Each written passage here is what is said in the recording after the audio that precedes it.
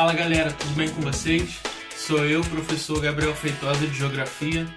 Quanto tempo a gente não se vê, né? Sei nem se vocês estão me reconhecendo. Olha o tamanho da cabeleira. Mas faz parte, né? A gente está no meio da pandemia. Espero que todos vocês estejam bem. E no vídeo de hoje, a gente vai trazer algumas questões do Enem, especificamente o Enem de 2015, o Caderno Azul. Eu separei 3 questõezinhas de matérias que a gente já abordou durante esse período e uma de uma matéria que a gente vai abordar essa semana. Beleza, galera? Tamo junto, fiquem com Deus e qualquer coisa, só me chamar lá na plataforma ou no WhatsApp, beleza? Abraço! A primeira questão é a questão número 15, e ela traz o seguinte enunciado. O projeto Nova Cartografia Social da Amazônia ensina indígenas, quilombolas e outros grupos tradicionais a empregar o GPS e técnicas modernas de georreferenciamento para produzir mapas artesanais, mas bastante precisos, de suas próprias terras. Aí ele dá o comando da questão. A existência de um projeto como apresentado no texto indica a importância da cartografia como elemento promotor da...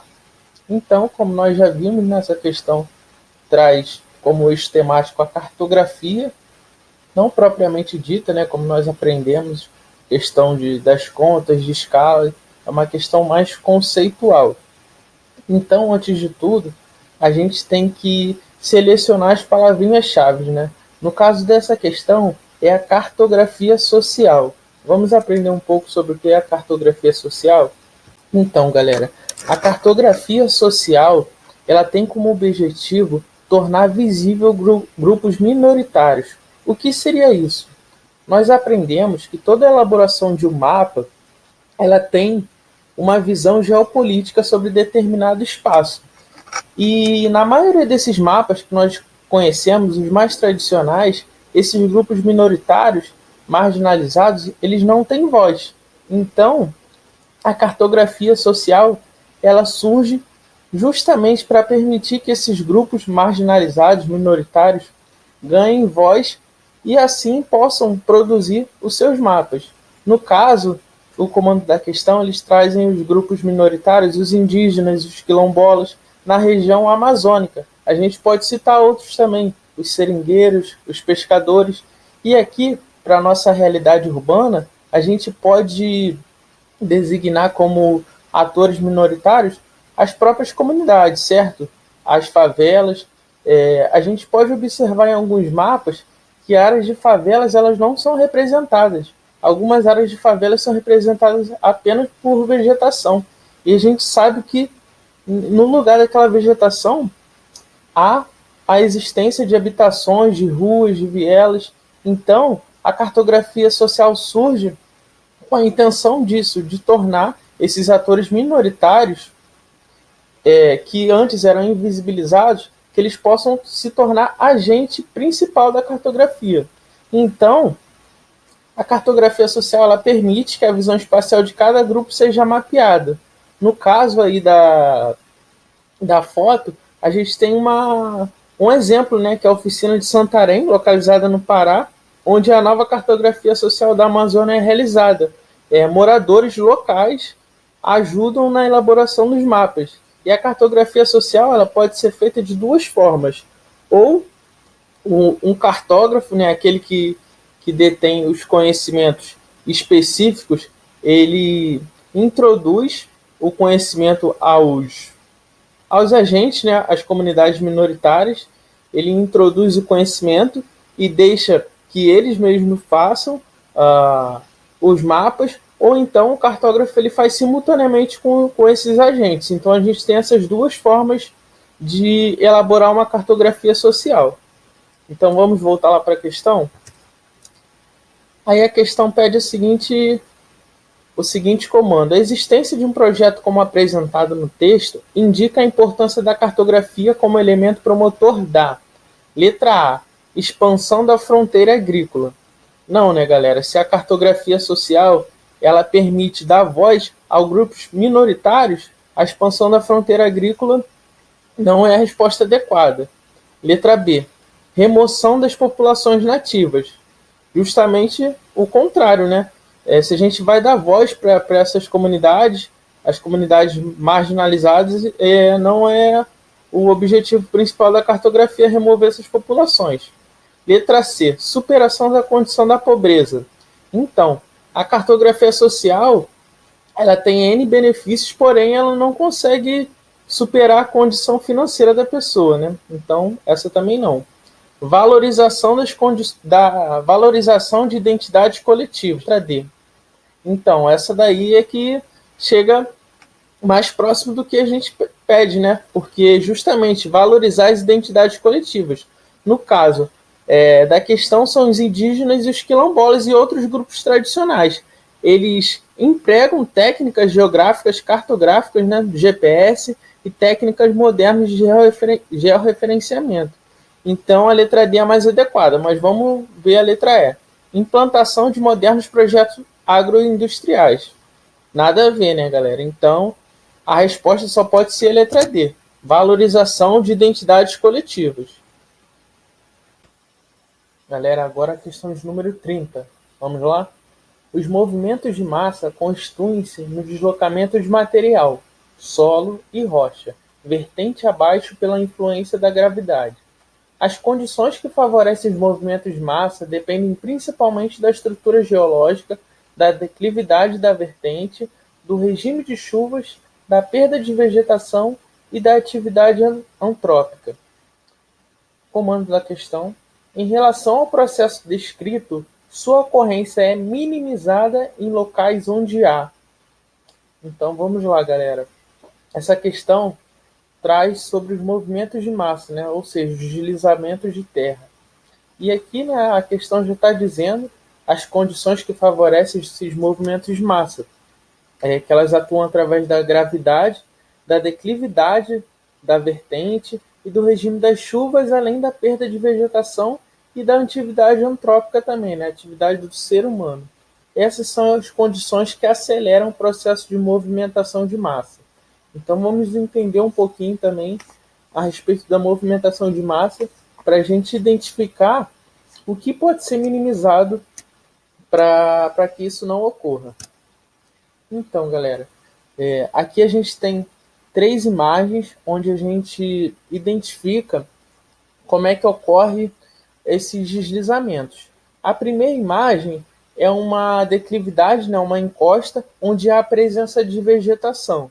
Então, essa vegetação ela é como se fosse um filtro do solo, pois a água cai em forma de precipitação, né, de chuva, e como nós aprendemos, né, lá na aula, a vegetação ela consegue compactar essa água para que ela caia de forma lenta e gradual no solo.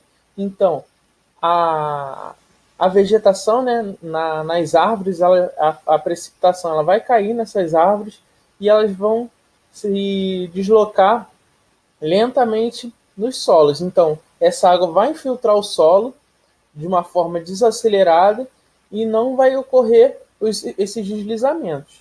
Já na imagem do meio, a gente identifica que não tem camada nenhuma de vegetação. Então essa água vai cair em forma de precipitação diretamente no solo. Então esse solo vai ficar encharcado, né? O lençol freático ele vai ter um aumento acelerado do nível hídrico de água. Então não vai ter esse processo natural de irrigação do solo. Se tivesse a vegetação ali, a vegetação ia filtrar.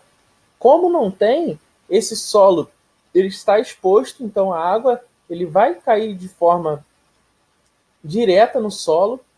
E o que acontece? Na primeira imagem, a gente tinha um lento escoamento superficial. Já na imagem do meio, a gente tem uma aceleração do escoamento superficial. O que seria o escoamento superficial? A chuva vai cair em forma de precipitação no solo, ela vai encharcar o lençol freático e ela também vai escorrer superficialmente no solo. Devido a isso, a gente vai ter uma aceleração do movimento de massa. E além disso, como o comando da questão também nos trouxe, a ação antrópica, né? A ação humana, como agente responsável pela aceleração desses deslizamentos. Então a gente já passa aqui para a terceira imagem, que seriam as construções nessas áreas de encostas sem a devida percepção, né, a noção da gravidade. A gente retirou a vegetação, deixou o solo exposto e ainda construiu nessas áreas. Então a gente sabe que o nosso país é de um clima tropical, com constantes chuvas, um índice pluviométrico altíssimo, principalmente no verão. A nossa região sudeste, ela sofre muito com esses problemas de movimentos de massa devido a isso, né? Essa ação antrópica, ela agrava a retirada da vegetação, além das construções inadequadas, elas aceleram para esse movimento de massa. Então a gente tem constante problemas com isso, né, durante o verão aqui na nossa região, principalmente aqui no nosso estado. A gente tem vários problemas devido a isso e essas ações ocasionam. Então a vegetação ela é importantíssima como um filtro para evitar esses movimentos de massa. Então eu trouxe um videozinho aqui para vocês que eu já tinha trazido na aula referente como a falta dessa vegetação ela impacta para esses movimentos de massa. Vamos lá? Vamos assistir? Então vamos lá. A gente está como se tivesse uma chuva, né, num local onde há pouca vegetação e esse solo ele está sendo encharcado. Então o lençol freático está encharcado além do escoamento superficial. Devido à falta da vegetação, esse solo ele é deslizado muito rápido. A gente tem que salientar também que o deslizamento, o movimento de massa, ele acontece em questões de segundo. Então o solo já está encharcado. Com o escoamento superficial, a água caindo ali diretamente, as casas que estão próximas às encostas, a ação da gravidade gera esses deslizamentos. Então, para vocês verem a importância da vegetação. Então vamos lá voltar para a questão. Aí a questão diz, em relação ao processo descrito, sua ocorrência é minimizada. Então ele quer saber o que é feito para minimizar esse processo de movimentação de massa. Então vamos lá. Questão A. Exposição do solo? Não, né? A gente viu que se o solo estiver exposto, agrava para o fenômeno do movimento de massa. Drenagem eficiente?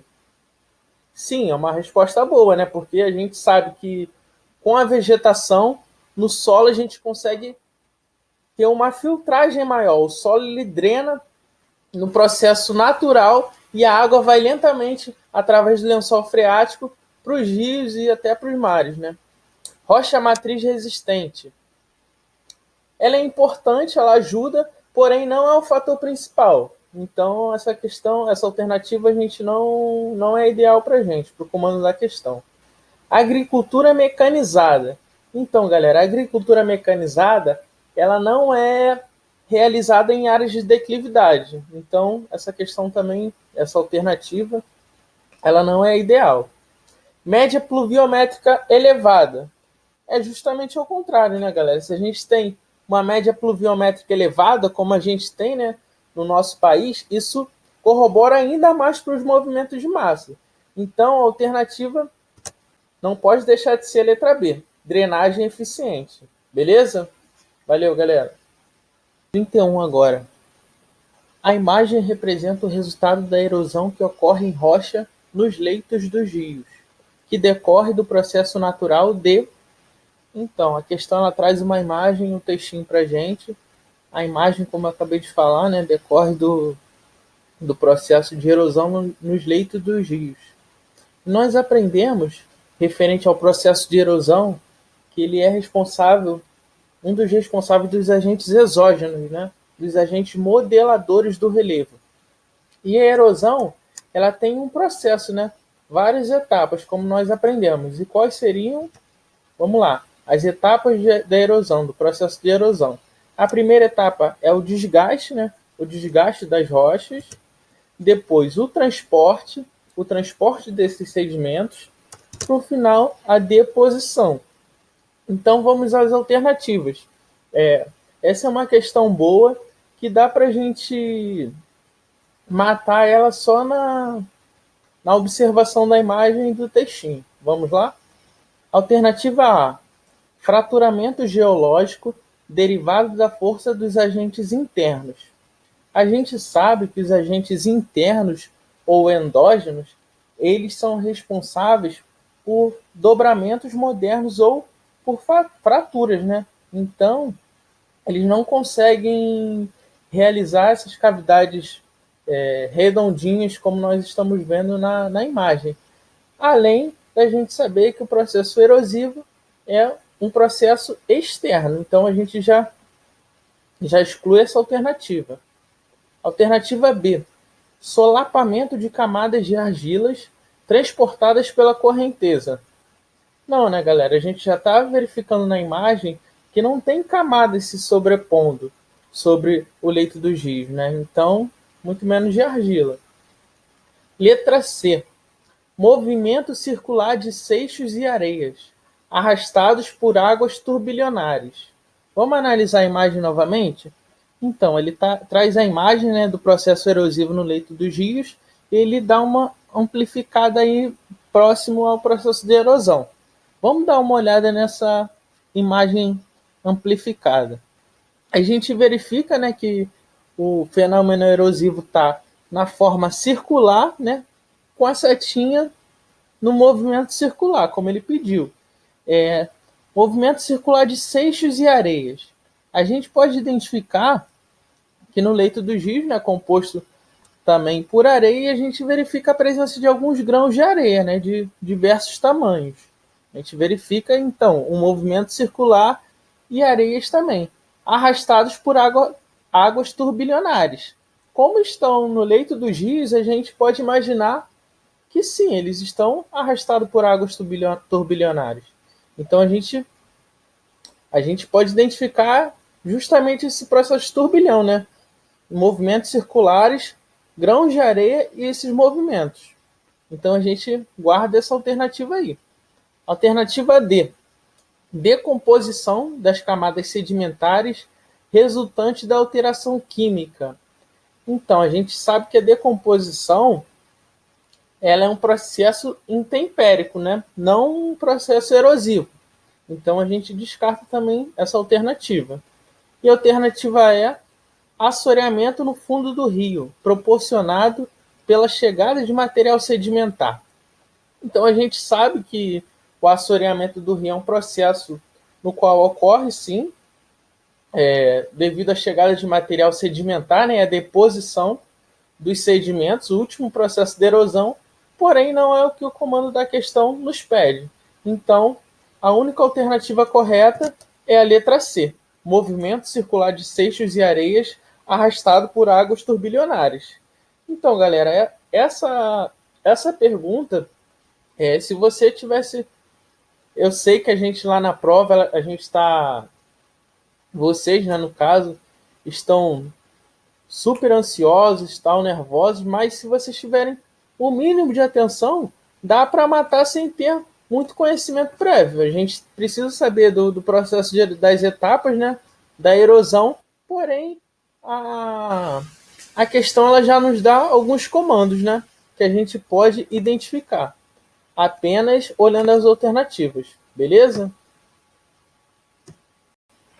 Algumas regiões do Brasil passam por uma crise de água por causa da seca, mas uma região de Minas Gerais está enfrentando a falta de água no campo, tanto em tempo de chuva como na seca. As veredas estão secando no norte e no noroeste mineiro. Ano após ano, elas vêm perdendo a capacidade de ser a caixa d'água do Grande Sertão de Minas. Comando da questão.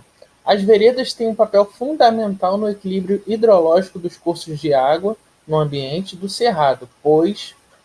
Então, galera, essa questão ela tem como eixo temático o tema hidrografia. É o nosso próximo tema a ser trabalhado em nossas aulas. Por isso eu quis trazer até para a gente já ir se familiarizando alguns termos dessa parte da geografia e para a gente dar o nosso pontapé, né, a partir da finalização desse vídeo. Então vamos lá.